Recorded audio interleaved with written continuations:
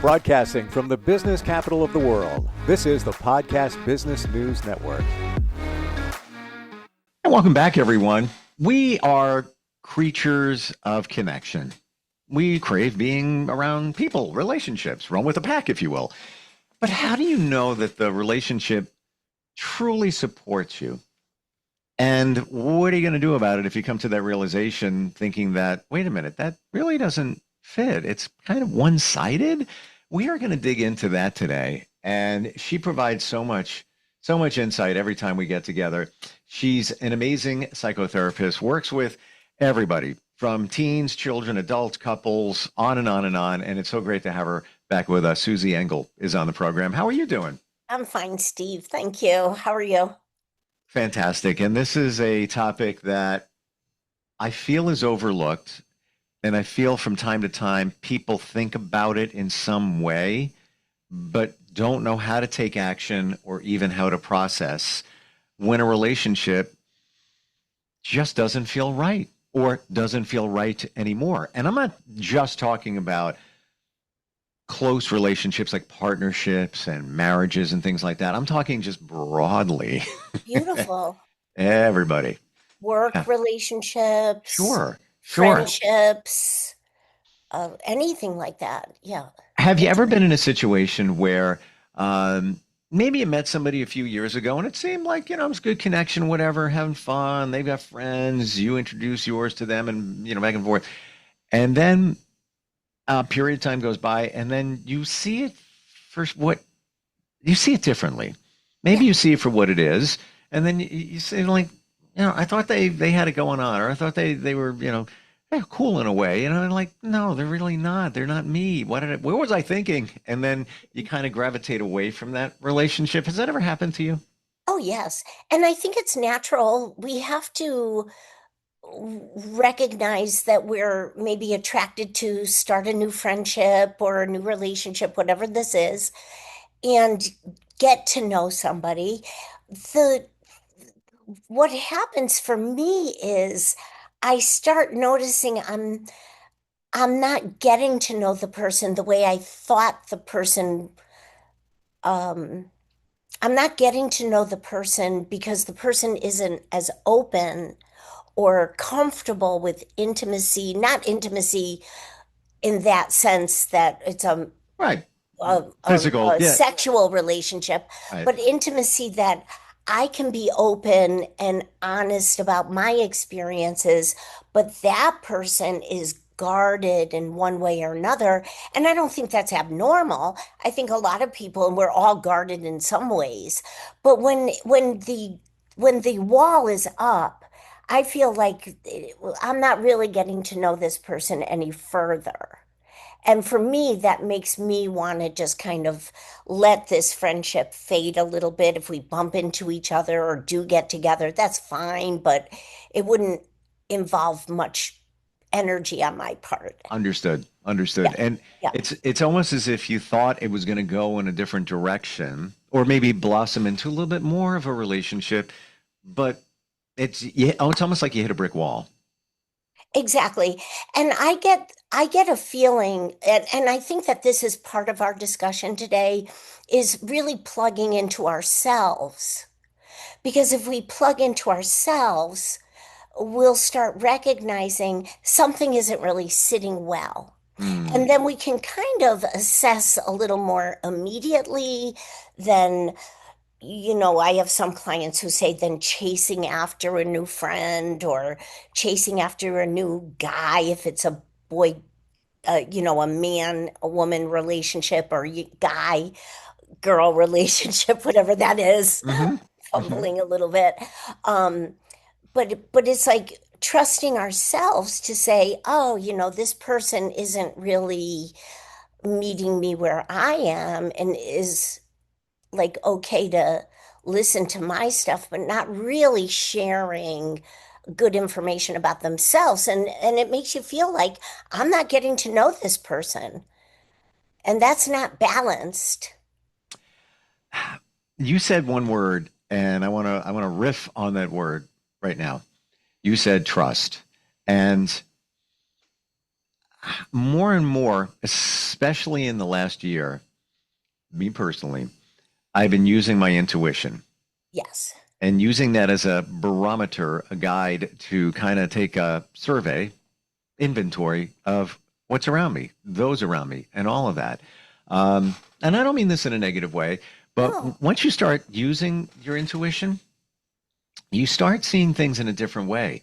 It's almost as if a veil has been pulled aside. You could see through the veil in the relationships, that might be in question. You could see, but then when you trust your intuition, the curtain opens and it's like, oh, that's really what it was. And, I don't want to see it that way because, maybe you had a certain view of somebody and you thought they were this. And then when you use your intuition, you realize, oh, it really wasn't what I thought it was. Wow, that's what it is. Okay. You don't want to hear it, but when you do, you see it differently, if that makes sense. Yeah, and it's okay. It's okay to be open to that and hear it for what it is. I think that you're making a good point. Trusting ourselves, listening to ourselves. You're saying, trust my intuition or gut feelings. We've spoken about this several times and throughout our podcast. It's just very, it's just very good information, and it's part of maturing into ourselves. And some people develop this relationship within ourselves, my relationship with myself. Mm, Sometimes that goes very smoothly for people from birth all the way through development.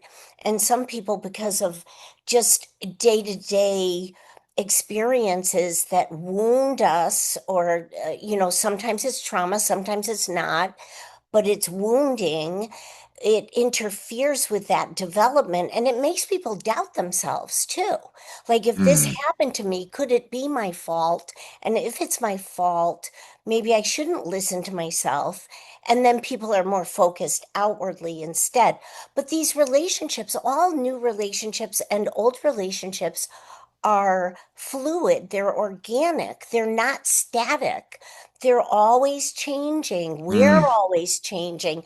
So mm. we have to be assessing. My thing for like the clients I work with, for example, I'll have a client and just say all day he was sulking.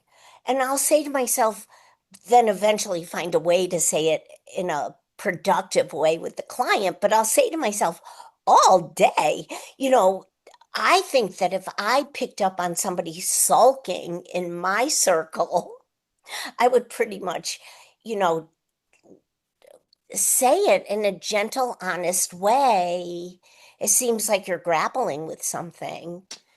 Do And you think that that person is in a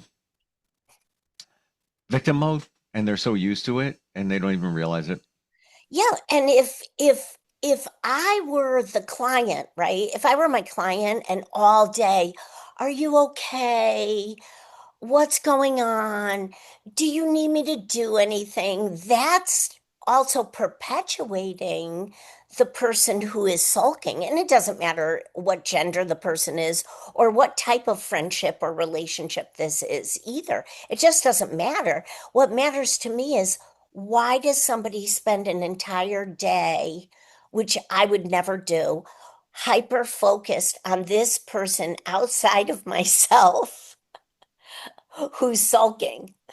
So you're saying that is one person is focusing on somebody else? Is that what's Who going is on here? sulking? So who is sulking? So Mhm. it's person A is focusing on person B who is sulking. You know person A. You might know person B. I don't know that. But that person is focusing on the sulker. Yes. And Okay. then it's all like all day, and then it's with a complaint.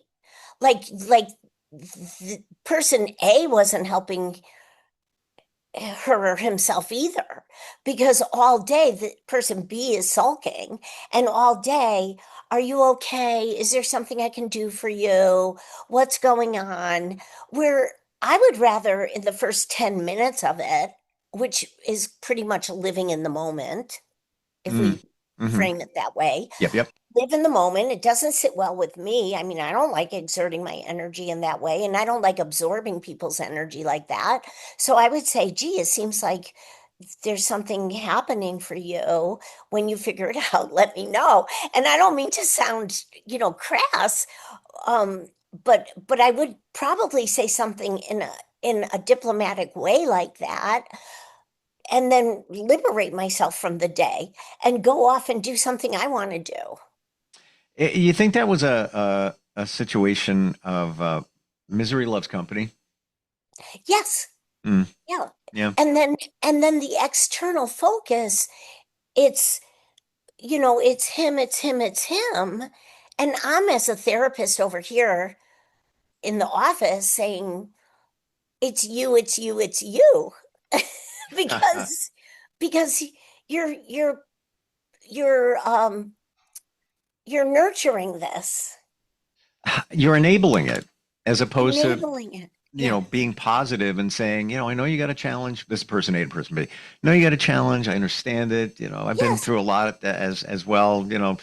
10 minutes go by, you have that moment, and then, help them pick themselves up and move along.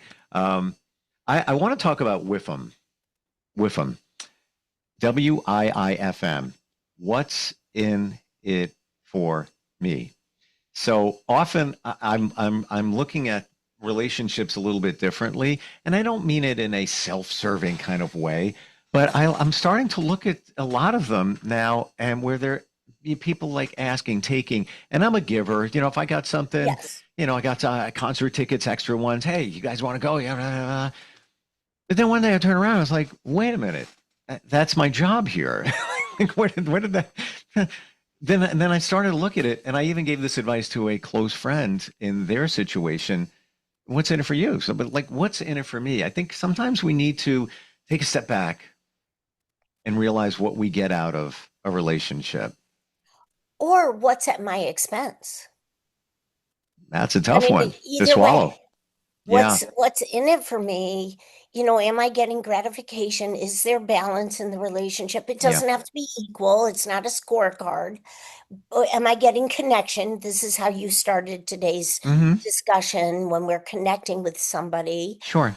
Um, and just to briefly backtrack, when people are struggling, I'm like, I'm totally understanding of that. But my question to this person, if it's a person close to me, is how are you planning to handle it? Not, are you okay? Is there something I can do for you? It's, how are you planning to handle it? And I don't care if it's a a child in my realm, or if it's an adult, a young adult, or somebody my age. I mean, I just don't see the difference. If we pose that question, the person we are engaging with feels a sense of agency and stops and pauses and says, oh, let's get on track. How am I going to handle this? Mm. Rather than wallowing or Well, there victimizing isn't themselves. it. Wouldn't that be the difference between enabling and supporting? You're Yes, talking about supporting somebody, yes, giving them suggestions how they can pick themselves up and move on forward and just deal with a certain situation. I get there's a lot of challenging situations out there, absolutely. but I'm For sure you would all of agree. us. Depends on how For you all of look at it. us. Yeah, oh Yeah. yeah. Oh yeah. There's different ways to look at it. You always, it's tough to even accept this, all of us. You always have a choice. Even in situations where you don't have a choice, you have a choice in terms of how you're going to react to it, how you're going to deal with it. Well, a lot of how we function is unconscious. And then through some therapeutic work, we become conscious, and everything is a choice. A lot of times early on, we're asking ourselves, why am I doing this? I've already found myself in these situations. That's when the unconscious is really dominating, and we're not really making clear choices. But I will say this, I worked with a boy who was about 12 years old, and he came back because he had a terrible incident uh, in college. But when I was working with him, Hmm. he's 12 years old, 11 going on 12. And we worked through just basic symptoms of anxiety and depression, just symptoms. We worked through the symptoms. I didn't label him this way, and some parental relationships. And when he came back from college from this incident he had experienced, and he made quick work of the trauma, I said, it's so good to see you. What did you get out of our work together? And he said, Susan, I'll never forget when you said one day in session, you said, even if I feel depressed, I can make decisions. I can still make decisions for myself and have a better outcome. And every morning after that, I thought of those words.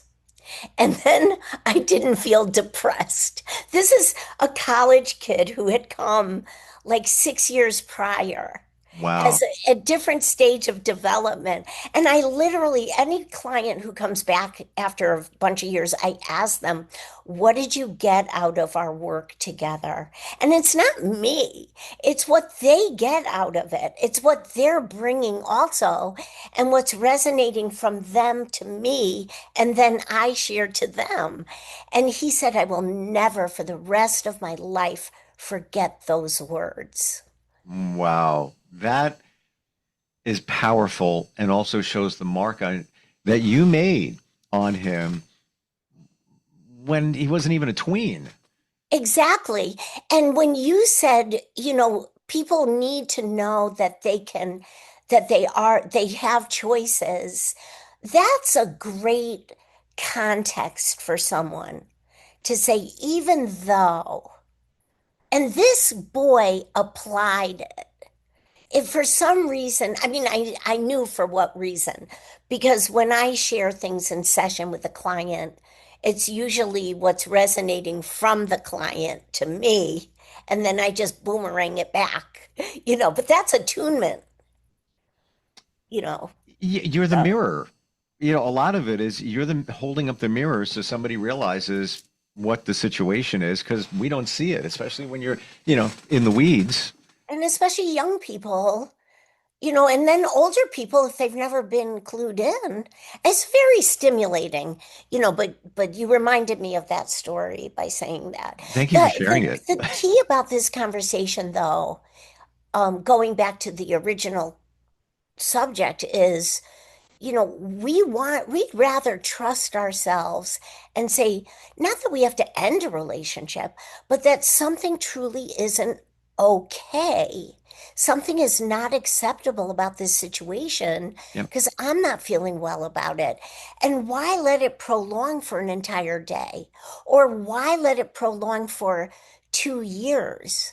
I had a client who had foot pain, and she came in one day. It was a mom of a client, actually, but then I worked with the family as a whole. And she came in with a boot. I think she was a school teacher. She came in with a boot, and I was just like, wow, you got it treated. How long were you in discomfort until you got it treated? Because I was going through like some sort of muscle pain or whatever I was going through. And I was into it like 3 days. Not that I wanted an operation, but I surely was going to do something about it because 3 days of pain is too many days of pain. She was like, 2 years. I was in pain for 2 years. And then I finally got an operation. I was like, oh, it's the same with relationships. Why would we go a whole span of time? That's just an analogy. Oh, I got you though. But let's dissect that for a second. Why would you continue in a relationship that you feel, you feel it? It doesn't support you in the way you feel it should, or you've realized that it's not what you thought it was, but why don't we make a change? Yeah. I believe it's from our past, and there's things in our subconscious, and there's reasons for it. You want to keep the person available because it makes you feel good when that you interact with them, even though you're saying to yourself, I give 100%, they're giving 20, but I want to keep them around just because want to have another friend in case I ever need a friend. Maybe there's feelings of abandonment and you don't want to cut it loose, whatever it might Yes. be. There's got to be reasons that we do it, right? Oh, there are tons of reasons. Let's think of the most adaptive. The most adaptive reason for, in my way of thinking, is I, my part in this relationship, I have not worked on myself enough to express effectively Mm, what I see is going on. And when I express myself effectively, does this person respond through action? It doesn't have to be a 2 hour conversation. It might just be that I'm learning to grow into myself. And rather than let a whole day persist, the first 10 minutes, I have a very effective way of expressing what I see might be going on and mm, how might you think about handling it. And in the meantime, I'm going to go do X, Y, and Z. Do you want to come or do you want to just figure out this stuff on your own? But I'm kind of cueing the person, like, not if you're in this mindset. Don't join me if you're in this mindset. If you're feeling productive about what you're going through, let's move forward with the day. So in an adaptive way, some people feel like they haven't worked on themselves enough to really express effectively to mm. shape and mold the people around them. I never That's the thought of most, it that way. I really never did. And thank you for bringing that to our attention because it's almost as if you don't know how to, we don't like, a lot, many of us say we don't like confrontation. So we're afraid to confront the situation.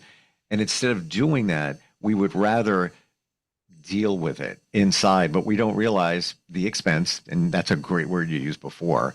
modeling it. What are we accepting? It's making you angry.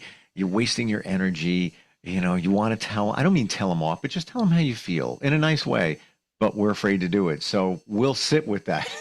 Just keep going. Like the woman that had 2 years of pain, didn't go for the surgery. Yeah. Oh my Mm. gosh. That was so emblematic of the family's problems too. And the thing is, it's not only anger, it's negativity. And you and I have spoken about this, touched upon negativity. It's just like negativity for me, negativity is like uh um it's similar to like breathing in Dirt, polluted smog, air. dust. Yeah, yeah, yeah, yeah. Yes. Almost like that diesel smell. It's like I happen to negativity. like the diesel smell. It's weird, Oh, sorry. but Yeah. no, but the rest of it, just like walking into smog. You go driving to New York City, and it's just like on a hot, 90-degree day, humid, and it's just kind of hitting Yeah. your faces like. But Yes. but when you have a friend that you have a lot of fun with, and you connect well, and you're having a great time and doing some activity or whatever it is, it's like a breath of fresh air. You feel good. You feel rejuvenated. Yeah, it's the joy of life, right? Yeah. It's the Yeah. joy of life. Mm. Yeah. Wow. We always we come up with these topics and then we realize I didn't think we could talk about that for that long. We could just keep going. We're almost out of time, but it's kind of important in terms of relationships and really you said it before. We're always changing. I don't think we realize it how we're evolving. Mhm. And if you do live in the Which is a moment, good thing. it's a good thing. It's a good thing. If you It's a really good thing to pay attention. notice too about ourselves and others. It's just It what direction are you all evolving? Like, are you devolving or evolving? point. This is just a piece of what you offer when it comes to therapy. Susie, how do we find you? The best way is through my website. It's Susan Engel LCSW.com. Gotcha. That's the best way. There's a contact request and it's all good stuff. Yeah. I mean, if this is the stuff that's kind of hard to navigate, and you need somebody else's view of it sometimes when you try to explain what's going on. And because we don't see it. We're in the middle of it. We're happy to, be itch about it, but we don't do anything about a lot of this. Thank you so much for today. I always love talking with you, Susie. You're great. Thank you so much, Steve. What a great conversation. We scratched the surface, really. That's the truth, because this is such a fundamental, relationships are fundamental in our lives. And, we only scratched the surface on a few things here today. Right. But Right. yeah, I appreciate you sharing, even that college student and his view of things. It's beautiful. Says a Well, when you lot. said we all have choices, I mean, he really took that conversation. Yeah. He really is such a young boy too. And I will say this, maybe just to conclude, you don't want to go a whole day or 3 years or 20 years without at least giving yourself the chance to express what doesn't sit well with you. It's even a whole day, in my opinion, is too much time. Yeah. What's So it try to stay costing? in the moment, and Is try it, to find ways to express yourself. It's not about you. It's about I'm experiencing this. we can spend money on things and can be, very careful about our spending and look for deals and buys and things like that. And that's great. We don't realize the expense of this other stuff. If you put a dollar value on marinating all day, weeks with Yeah. relationship, driving in your car, cursing them out because they just left you a text and whatever it might be. What did Right. that cost you? If you put a dollar value on that, what was the cost of that? Expensive. Expensive. Uh, Thank you. We will catch up soon. Appreciate it. Thank you, Steve.